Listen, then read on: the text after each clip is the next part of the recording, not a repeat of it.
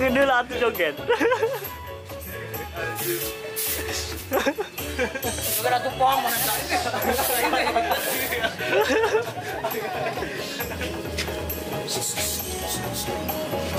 Joget dan.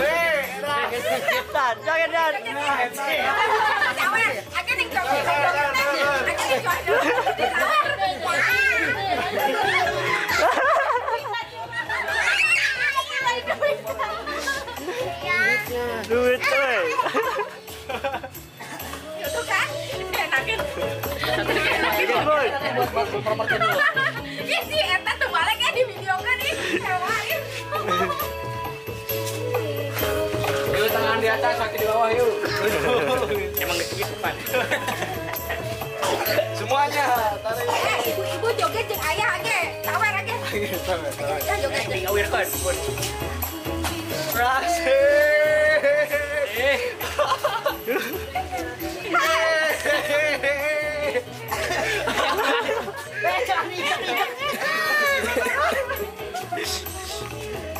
Joget kan? Joget saja. Nah, enggak tarik musiknya salah sih. Anjay. Yo, Obin posisi udah di sini Bin ya.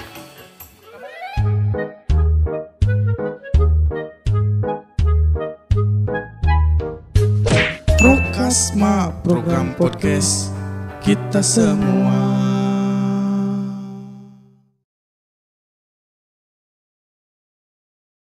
Halo Sobat Prokasma di seluruh Nusantara, balik lagi ya di Prokasma. Hari ini episode ke-42 ya?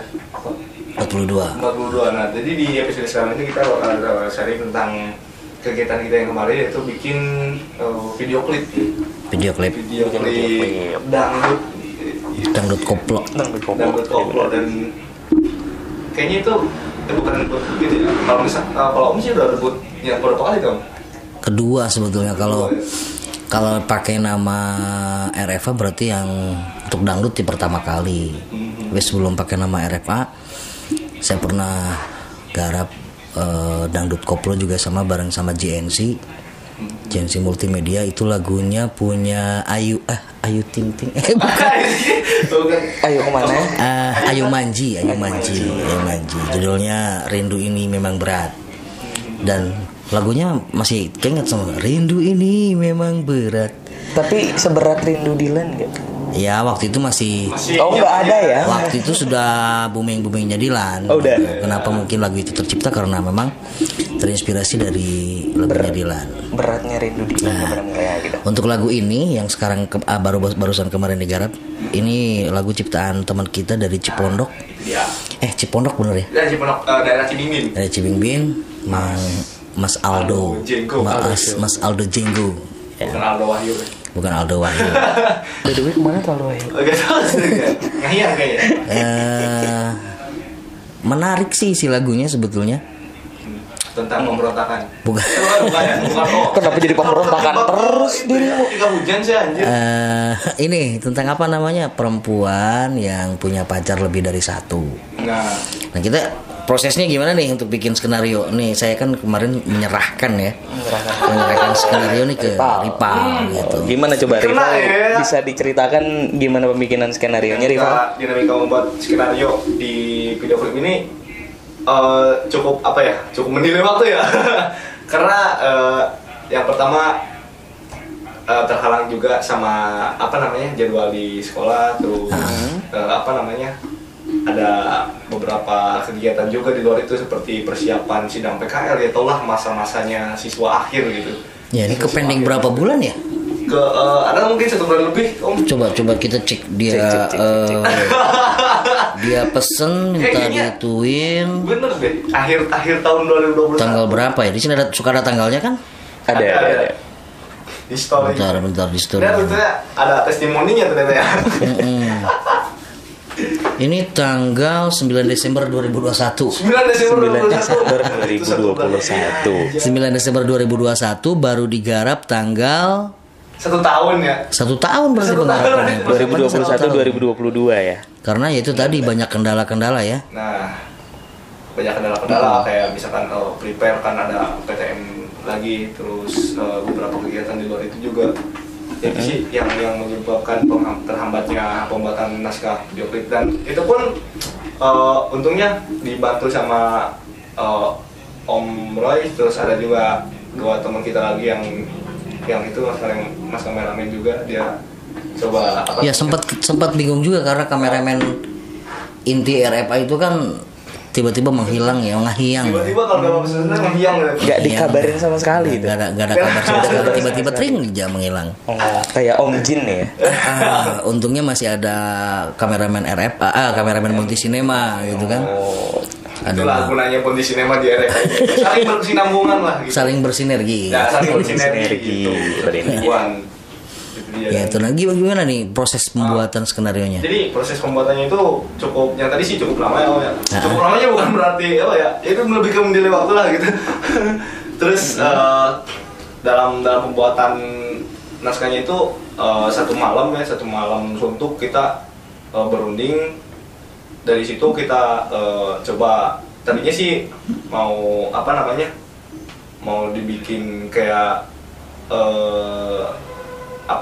film tapi karena durasi yang agak kepanjangan gitu, jadinya dipotong, dikerucutkan jadi dikerucutkan disamakan dengan durasi yang ada di video klip tersebut, di lagu tersebut gitu ya. Nah sebetulnya dia sempat terjebak juga dengan konsep memvisualisasikan lirik. Ya itu. Jadi terjebaknya tuh terjebaknya karena kan kalau saya sih patokannya dari per lirik tuh Om.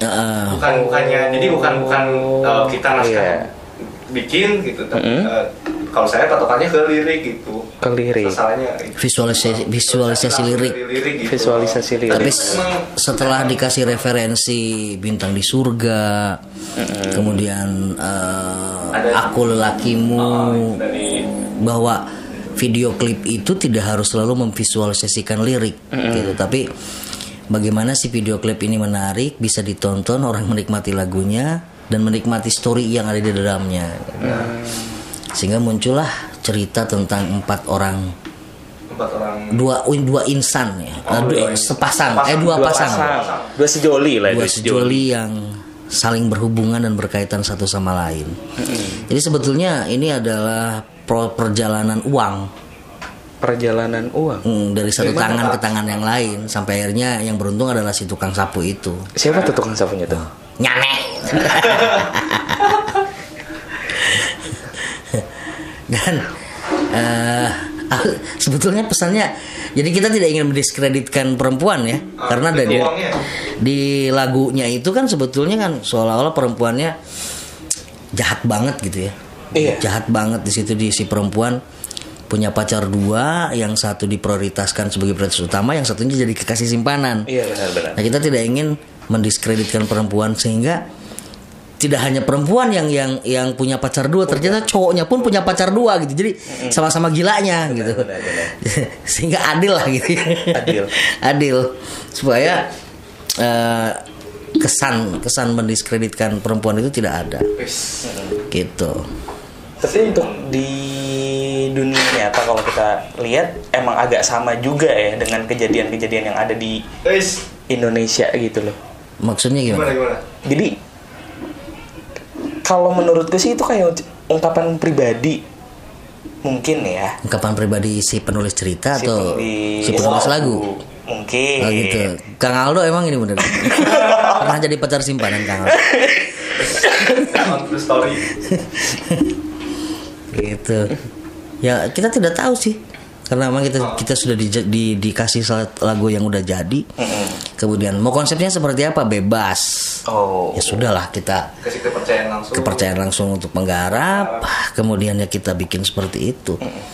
Itu ada beberapa proses terlebih dahulu kan sebelum ke cerita yang kemarin digarap itu kan. Ya, prosesnya itu semalam suntuk ya. Awal sebelum masuk ke situ tadinya 3 karakter. Sebelum itu ada 3 karakter, jadi perempuan 2, laki-laki 1. Iya. Jadi si perempuan dua orang perempuan ini, yang satu tokohnya dia tuh udah punya pacarnya itu laki-laki yang satu itu, dan punya lagi dia apa namanya kayak mantan si lelaki itu ya, mantan lelaki si itu, dan yang si cewek yang si ya sebut aja cewek yang B, yang ini si A ini punya pacar yang lelaki ini, sementara yang si B ini mantan pacarnya si lelaki yang sekarang dipacarin oleh si A ini. Nah, jadi si B ini berupaya agar si A ini, si cewek A ini mempertahankan hubungannya gitu, agar terus berlangsung lah, agar terus lanjut. Gitu. Tapi di sisi lain dia punya apa sih, keterbelakangan mental atau gimana tuh waktu itu? Enggak, gini loh, waktu pertama kali itu saya kasih beberapa opsi. Beberapa opsi. Opsi pertama itu si ceweknya kan ngeduain ya, jadi si cowoknya ini jelek banget. Alternatif satu, cowoknya jelek banget, ceweknya cantik banget gitu ya. Kemudian si cewek hanya memanfaatin si cowok itu untuk mendapatkan uangnya gitu. Terus tapi karena memang si cowoknya ikhlas, tulus, akhirnya putus sendiri gitu, dan dia ngedapetin seseorang yang benar-benar tulus mencintai si cowok itu tanpa memandang duit. Itu opsi satu ya. Opsi duanya, cowoknya ganteng banget, ceweknya biasa-biasa aja. Itu juga alurnya sama seperti itu. Tapi setelah dipikir-pikir kayaknya mainstream banget seperti itu, cerita tuh mainstream banget. Nggak, kita cari satu cerita yang unik, yang nyeleneh, yang nggak di apa namanya, nggak diduga-duga, ada kejutan di akhir gitu loh. Kemudian ada lagi muncul, ternyata si pasangannya itu, si prioritas utama si cewek itu ternyata seorang LGBT gitu ya. Terusnya kita coret juga itu, opsi yang itu kita coret. Terus sampai satu titik di mana di sini ada teman kita nih yang mengusulkan Sarip ya, kalau nggak salah Sarip mengusulkan untuk uang sebagai media objek utamanya gitu, sehingga muncullah cerita seperti ini, kemudian digarap oleh, itu sempat bingung juga karena perputarannya kan dari A B C A ya. Nah, itu dia. A B C A. Ya. Itu sampai dibikin peta konsep dulu, kemudian dibikin apa namanya? Flowchart ya. Sampai dibikin flowchart ya. Bikin flowchart. Ini ke sini. Kayak rumus itu bolak-balik gitu ya. Bener-bener rumit juga ya. Iya, proses pembuatannya seperti itu. Karena kita pakai logika gitu, logika. Benar. Kemudian pada saat syuting juga kita kebetulan saya sutradaranya ya. Saya pengen bahwa si cewek ini nerima duit bukan karena jangan sampai ada anggapan bahwa cewek nerima duit itu open BO gitu. Karena prostitusi. Jadi ada sesuatu hal, ada alasan si cewek ini minta uang. Bukan menerima uang karena habis di bawah jalan, bukan gitu ya. Itu ya alhamdulillah terbentuk ceritanya seperti itu. Dan respon penonton tadi saya sendiri lihat kan di screening kan ya. Ya apa ya? Ketawa-ketawa aja. Oh gila, duitnya dari orang lain dipakai kasih lagi ke sini. Sampai akhirnya di endingnya kan ternyata ada sesuatu yang bikin terkejut kan gitu, ada plot twist yang benar-benar nggak terduga gitu. Itu mungkin seperti itu. Dan yang bikin uniknya lagi pas di produksi itu kita kan udah prepare nih ya Om, dari mulai awal dari sebelum H-1 itu kita udah beli uang mainan dan ternyata mainannya ketinggalan. Iya. Karena kan kita kan minim budget ya, kemudian ada butuh properti. Masa sih cewek cuma 100.000 kan nggak asik juga. Kita mesti harus ada minimal 3 juta lah. 3 juta. Gila 3 juta dari mana? Akhirnya kita sepakat untuk beli uang mainan. Ya, beli uang mainan pakai duit beneran gitu kan. Membeli uang untuk beli uang mainan. Dibelilah tuh uang mainan. Kemudian pada saat syuting ketinggalan uang mainannya. Kok bisa gitu loh? Ya itu karena satu keteledoran dari satu orang kru itu akan membayarkan semuanya. Gitu. Akhirnya terburu-buru. Untung kita punya opsi dua, kita punya itu apa sih namanya, uang beneran. Ada uang beneran, ada uang produksi itu. Uang produksi juga. Akhirnya pakai uang beneran juga ya. Pakai uang beneran sampai akhir. Bikin kelas di situ tuh gimana ya? Kita mau masuk ke apa namanya? Kita kan setting latar itu kan di itu ya, di beberapa tempat apa namanya, restoran. Iya, di kafe-kafe gitu. Kafe-kafe gitu. Jadi kalau misalkan kita digunain, ini kayaknya uangnya gimana nih? Itu bingung juga. Stok uang kan tinggal sedikit. Iya. Sementara uang dipakai properti. Wow. Gimana tuh? Terus kemudian kita harus masuk dari kafe satu ke kafe yang lain yang notabene harus ngeluarin duit. Iya, benar. Mesti sempat bingung juga, misalkan masuk KP, aduh gimana caranya nih duit bisa tetap utuh gitu kan. Iya. Itu kan continuity kan. Masa dari KP 1 9 lembar ke KP 2 jadi 8 lembar kan gak asik juga kan. Ya akhirnya gimana caranya berimprovisasi, meminimalisir budget agar tidak terlalu banyak keluar. Akhirnya ya ngodok jeruk. Akhirnya pakai duit sendiri juga. Iya. Emang dari ini bukan kali pertama ya Om ya, kita produksi kayak gini di video klip di yang kemarin juga ya kayak gitu, seperti yang di tanah air kita gitu. Itu juga sempat mengeluarkan budget sendiri. Hampir di keseluruhan itulah produksi gitu kan, cuman di video klip. Jadi ini buat uangnya yang dipinjem. Yang ngerasa uangnya dipinjem, tunggu dulu ya, nanti saya bayar, tenang aja. Ini tolong dicatat aja ya guys. Masih tanggal tua ya. Tanggal tua, nunggu gajian dulu lah. Yang jelas itu kan peruntukan untuk produksi juga. Jadi ya pada saat produksi yang penting uang pasti bakal ada. Iya. Tunggu aja tanggal mainnya. Nah buat Mang Hikmal sendiri nih, ini apakah kali pertama garap video klip begini atau sebelumnya udah dapet? Kalau untuk garapan video klip sendiri ya, ngantuk kopi. Kalau untuk garapan video klip sendiri sih baru kali ini. Kan selebihnya tuh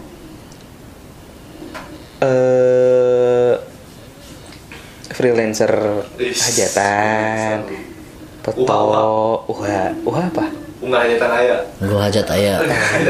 Ya gitulah. Terus film, kalau untuk video klip sendiri sih ini tantangan baru ya, karena tadi memvisualisasikan sebuah lirik gitu menjadi sebuah cerita.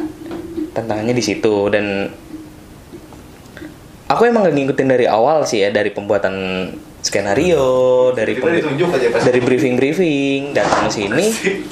Kursiku nelangsa banget ini. Ini ya waktu itu siapa ya? Jangan sebutin lah. Siapa ya waktu itu ya? Ini berarti rusak semua berarti kursi ya? Iya benar. Dan itu ini kokoh. Kalau sakit kursi tolong nggak kita minta pertanggungjawabannya. Yang sudah merusak kursi studio tolong minta pertanggungjawaban. Terus ada juga pintu WC juga. Iya, yang merasa aja yang bisa disebutin. Yang waktu itu. Nah, berarti itu kali pertama ya? Ini kali pertama saya ikut produksi bareng Om Roy sama dirimu dalam pembuatan sebuah video klip gitu. Jadi tantangannya ya aku nggak tahu skenario gimana, briefing juga kan tiba-tiba datang ikut diajak, oke ayo gitu kan. Tantangannya sih agak sedikit membingungkan. Itu dia. Membingungkan. Bahasa zaman sekarang itu udah ada aja membingungkan gitu. Membingungkan. Dan hari pertama belum paham cerita. Belum paham. Padahal malamnya sempat baca tuh skripnya sempat baca. Tapi tetap aja nggak paham. Tetap aja nggak paham karena di bawah tidur. Iya, dan keesokan harinya pas di sore harinya itu langsung. Dan keesokan harinya syutingnya nggak jadi. Ya. Karena talentnya nggak datang, kabur. Padahal kan Padahal kita udah nyediain budget buat makan bareng. Iya, benar. Akhirnya budgetnya bludak. Dan kita ya makan gitu pada kita aja gitu. Tapi by the way siapa tuh talent yang kabur? Hah? Talent yang kabur nggak tahu siapa ya? Nah itu dia. Jadi dinamika selama produksi itu emang apa ya namanya, harus dinikmatin lah gitu ya. Benar. enak kayak enak gitu.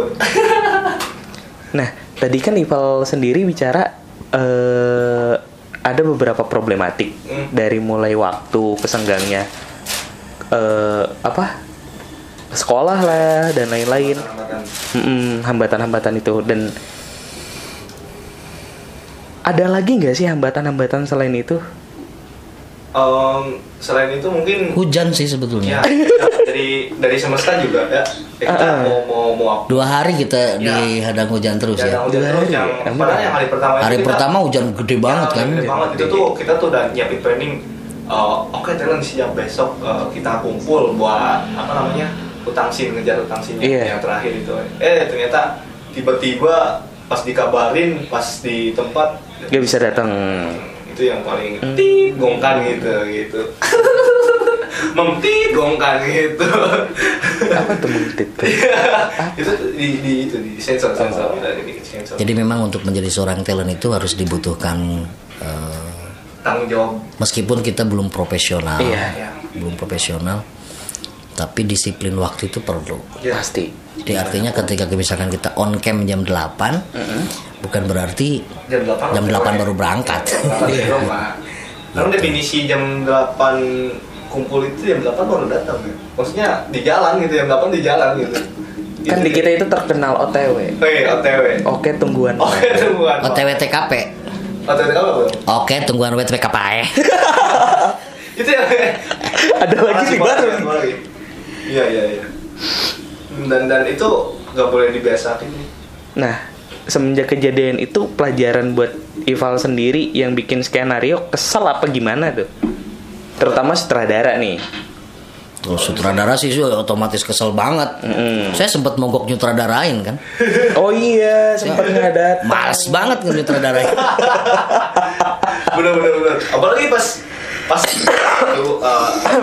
ngejar tentang scene, kalau nggak salah hari Rabu ya. Hari Rabu. Selasa. Selasa kemarin itu di TKP-nya itu ada ibu-ibu senam dulu. Rabu itu hari Rabu. Hari Rabu. Jadi mau nggak mau, suka nggak suka ya kita harus nunggu dulu. Nunggu juga ya. Kita ngucapin makasih dong buat Teras Tongkrong di Luragung. Iya, Teras Tongkrong di Luragung. Kita sebetulnya diam-diam apa bilang sih? Bilang ya. Bilang. Makasih juga udah ngizinin ya. Makasih untuk Teras Tongkrong udah ngizinin kita untuk syuting di Teras Tongkrong. Terus ada Lembayung Cafe. Agung, makasih Gung. Ya udah Agung ngasih yang lagi izin. di Bandung. Semangat. Terus kemudian ada Manjulas Coffee, kedai kopi di Sidaraja. Terima kasih Bu Dokter. Banyak merepotkan. Bahkan kita 2 kali ya di situ. 2 kali di situ 2 kali. Mudah-mudahan sebentar saya batuk dulu. Ada iklan lewat.